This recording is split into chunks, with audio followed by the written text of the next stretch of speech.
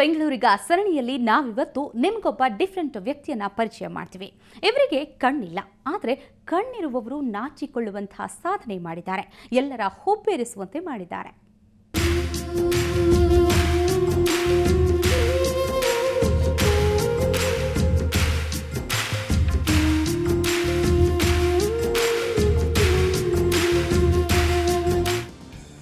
ಅಯ್ಯೋ, ನನ್ನ ಕಣ್ಣೇ ಕಾಣಿಸ್ತಿಲ್ವಲ್ಲ, ಬದುಕು ಬರೀ ಕತ್ಲೆ, ಏನ್ ಮಾಡೋಕು ಕಾಣದೇ ಇಲ್ವಲ್ಲ, ಹೀಗನ್ಕೊಂಡಿದ್ರೆ ಜಯದೇವ್ ಬದುಕು ಹೇಗಿರ್ತಿತ್ತೋ ಗೊತ್ತಿಲ್ಲ. ಆದ್ರೆ ಇವತ್ತು ಜಯದೇವ್ RJ ಜಯದೇವ್ ಆಗಿ ಹೊರಹೊಮ್ಮಿದ್ದಾರೆ. ತನ್ನ ಸುಮಧುರ ಕಂಠವನ್ನೇ ಬಂಡವಾಳವಾಗಿಸಿಕೊಂಡು ಬಾಳಲ್ಲಿ ಬೆಳಕನ್ನು ಕಂಡುಕೊಂಡಿದ್ದಾರೆ. ಹಾಗೆ ಕೇಳಿದ್ರೆ ಇವತ್ತಿನ ನಮ್ಮ ಕಾರ್ಯಕ್ರಮದಲ್ಲಿ ದಿವಂಗತರಾದಂಥ ರತ್ನಾಕರ್ ಅವರು ಇದ್ದಾರೆ. ಅವ್ರನ್ನ ಮಾತಾಡ್ಸೋಣ. ರತ್ನಾಕರ್ ಸರ್ ಅವರೇ ನಮಸ್ಕಾರ. ಏನ್ರಯ್ಯ, ನೀವೆಲ್ಲ ರೇಡಿಯೋ ಕೇಳ್ತಾ ಇದ್ದೀರಾ? ನೀವು ನನ್ನ ಜೊತೆ ಮಾತಾಡಬೇಕಂದ್ರೆ ರೇಡಿಯೋ ಆಕ್ಟಿವ್ಗೆ ಕರೆ ಮಾಡ್ತೀರಾ? ನಾನು ಕಾಯ್ತಿರ್ತೀನಪ್ಪ. ಮೂಲತಃ ಮೈಸೂರಿನವರಾದ ಜಯದೇವ್ ಕನ್ನಡ MA ಮಾಡಿಕೊಂಡಿದ್ದಾರೆ. ಅಪ್ಪ ಅಮ್ಮನಿಲ್ಲದ ಇವರಿಗೆ ಅಣ್ಣನೇ ಆಸರೆ. ಕೆಂಗೇರಿಯಲ್ಲಿ ವಾಸವಿರುವ ಇವರ ಸಾಧನೆಗೆ ಅಣ್ಣನೇ ಸ್ಫೂರ್ತಿ. ಅಣ್ಣನ ನೆರವಿನೊಂದಿಗೆ ಅಂಗವೈಫಲ್ಯ ಮೆಟ್ಟಿ ನಿಂತು 4 ವರ್ಷಗಳಿಂದ 90.4 ರೇಡಿಯೋ ಆಕ್ಟಿವ್ನಲ್ಲಿ RJ ಆಗಿದ್ದಾರೆ. ದಿನಕ್ಕೆ ಒಂದು 2 ರಿಂದ 3 ಗಂಟೆಗಳ ಕಾಲ ಇರ್ತಕ್ಕಂಥ ಕಾರ್ಯಕ್ರಮಗಳನ್ನ ಮಾಡ್ತೀನಿ. ಅದರಲ್ಲಿ ಬೇರೆ ಬೇರೆ ಭಿನ್ನ ಕಾರ್ಯಕ್ರಮಗಳನ್ನ ಮಾಡ್ತಾಯಿದ್ದೀನಿ. ಅದು ಅಂಗವಿಕಲರಿಗಾಗಿ ಒಂದು ಕಾರ್ಯಕ್ರಮ ಮಾಡ್ತೀನಿ, ಆಶಿತರು ಅಂತ. ಅದಾದಮೇಲೆ ಮಕ್ಕಳಿಗೆ ಬಾಲ್ಯ ಅಮೂಲ್ಯ ಕಾರ್ಯಕ್ರಮ ಅಂತ ಹೋಗುತ್ತೆ. ಮತ್ತು ಒಂದಾನೊಂದು ಕಾಲದಲ್ಲಿ ಕಥೆ ಹೇಳಿ ಅಂತ ಒಂದು ಕಾರ್ಯಕ್ರಮವನ್ನು ಮಾಡ್ತಾಯಿದ್ದೀನಿ. ಅದ್ರ ಜೊತೆಗೆ ನಮ್ಮ ಕಸ ನಮ್ಮ ಹೊಣೆ, ಆಕ್ಟಿವ್ ಬೆಂಗಳೂರು, ಹೀಗೆ ಬೇರೆ ಬೇರೆ ಕಾರ್ಯಕ್ರಮಗಳ ಮೂಲಕ ನಾನು ರೇಡಿಯೋನಲ್ಲಿ ಅನೇಕ ಕಾರ್ಯಕ್ರಮಗಳನ್ನ ನಡೆಸ್ತಾ ಇದ್ದೀನಿ. ವಿಕಲಚೇತನ ಜಯದೇವ್ ಇದೀಗ ಅಂಗವಿಕಲರಿಗಾಗಿ ಆಶ್ರಿತರು, ಬಾಲ್ಯ ಅಮೂಲ್ಯರು, ನಮ್ಮ ಕಸ ನಮ್ಮ ಹೊಣೆ, ಒಂದಾನೊಂದು ಕಾಲದಲ್ಲಿ ಕಾರ್ಯಕ್ರಮ ನಡೆಸಿಕೊಂಡು ಬರ್ತಿದ್ದಾರೆ. ಸಹೋದ್ಯೋಗಿಗಳಿಗೂ ಇವರಂದ್ರೆ ಅಚ್ಚುಮೆಚ್ಚು. ಈಗ ನಾವು ನೋಡ್ಬೋದು, ಸಾಮಾನ್ಯ ಜನರು ಎಲ್ಲ ಕಣ್ಣಿದ್ದು, ಕಾಲಿದ್ದು, ಕೈಯಿದ್ದು ಎಲ್ಲ ಆರೋಗ್ಯವಂತರಾಗಿದ್ದರೂ ನಾವು ಏನು ಮಾಡದೇ ಇರೋವಂತಹ ವ್ಯಕ್ತಿಗಳನ್ನ ನೋಡ್ತೀವಿ. ಅವ್ರಿಗೆ ಕಂಪೇರ್ ಮಾಡಿದ್ರೆ ಜಯದೇವು 100ರಷ್ಟು ಉತ್ತಮ ಅಂತ ಅನಿಸುತ್ತೆ. ಏಕೆಂದರೆ ಜಯದೇವು ಬ್ಲೈಂಡ್ ಆಗಿದ್ರೂ ಅವನು ಬೇರೆಯವ್ರ ಮೇಲೆ ಡಿಪೆಂಡ್ ಆಗಿಲ್ಲ. ಅವನ ಕೆಲಸಗಳನ್ನ ಅವನೇ ಸ್ವಇಚ್ಛೆಯಾಗಿ ಮಾಡ್ಕೊತಾನೆ. ಮತ್ತು ನಮ್ಮ ರೇಡಿಯೋ ಆ್ಯಕ್ಟಿವ್ನಲ್ಲೂ ಅಷ್ಟೇ ತುಂಬ ಚಟುವಟಿಕೆಯಿಂದ ಇರುವಂತಹ ವ್ಯಕ್ತಿ ಅಂತಲೇ ಹೇಳ್ಬೋದು. ನಾವೆಲ್ಲ ಮಾಡೋದಕ್ಕಿಂತ ಹೆಚ್ಚಿನದಾಗಿ ಕೆಲಸ ಅವನು ಮಾಡ್ತಾನೆ. ಕತ್ತಲೆಯೊಂದಿಗೆ ಭೂಮಿಗೆ ಕಾಲಿಟ್ಟ ಜಯದೇವ್ ತನ್ನ ಬಾಳನ್ನ ಮಾತ್ರ ಕತ್ತಲಾಗಿಸಿಕೊಂಡಿಲ್ಲ. ದೈವದತ್ತ ಕೊಡುಗೆ, ಧ್ವನಿಯನ್ನೇ ಬಂಡವಾಳ ಮಾಡಿಕೊಂಡು ಬದುಕು ಕಟ್ಟಿಕೊಂಡಿದ್ದಾರೆ.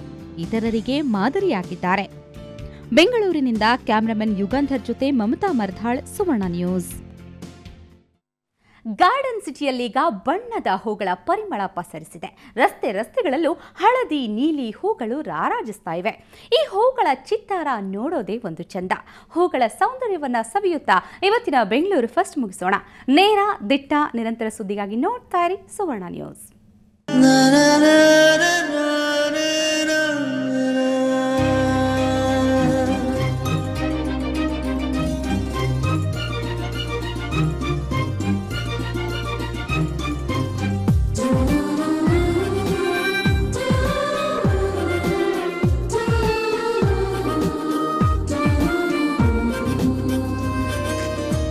ಮಾರ್ಚ್ ತಿಂಗಳು ಬಂದ್ರೆ ಸಾಕು, ಬೆಂಗಳೂರು ರಸ್ತೆಗಳೆಲ್ಲ ಪುಷ್ಪಮಯವಾಗ್ತವೆ.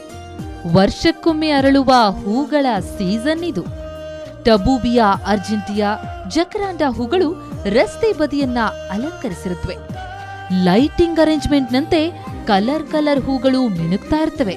ಆಹಾ, ಈ ಅಂದ ನೋಡಲು 2 ಕಣ್ಣು ಸಾಲದು.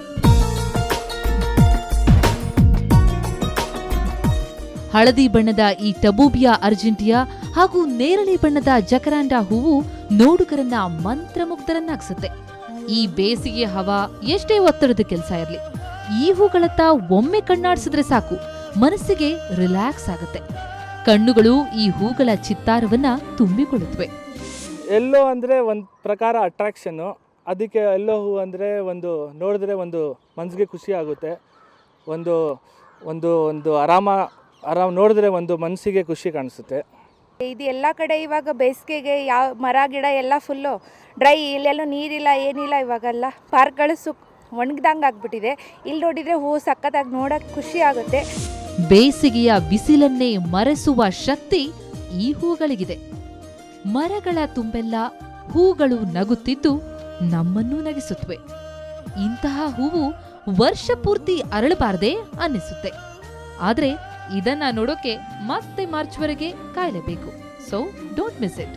ಈಗ ಸಿಲಿಕಾನ್ ಸಿಟಿ ಪೂರ್ತಿ ರಂಗು ರಂಗು, ಎತ್ತ ನೋಡಿದ್ರೂ ನೀಲಿ, ಹಳದಿ, ಕೆಂಪು ಬಣ್ಣದ ಹೂಗಳ ಚಿತ್ತಾರ. ಹೌದು, ಈ ಬೇಸಿಗೆ ಬಿಸಿ ಹವೆಯಲ್ಲೂ ಎಲ್ಲ ಕಡೆ ನೀಲಿ, ಕೆಂಪು, ಹಳದಿ ಬಣ್ಣದ ಹೂಗಳು ಅರಳಿ ನಿಂತಿವೆ. ಎಲ್ಲರ ಮನಸ್ಸಿಗೂ ಮುದ ಕೊಡ್ತಾ ಇದೆ. ನಾನಂತೂ ಈ ಹೂಗಳ ಮಧ್ಯೆ ತುಂಬಾ ಎಂಜಾಯ್ ಮಾಡ್ತಾ ಇದ್ದೀನಿ. ನೀವು ಎಂಜಾಯ್ ಮಾಡಿ. ಬೆಂಗಳೂರಿಂದ ಕ್ಯಾಮರಾ ಪರ್ಸನ್ ಈರಣ್ಣ ಜೊತೆ ಶ್ರೇಯಸ್ ಶೆಟ್ಟಿ, ಸುವರ್ಣ ನ್ಯೂಸ್.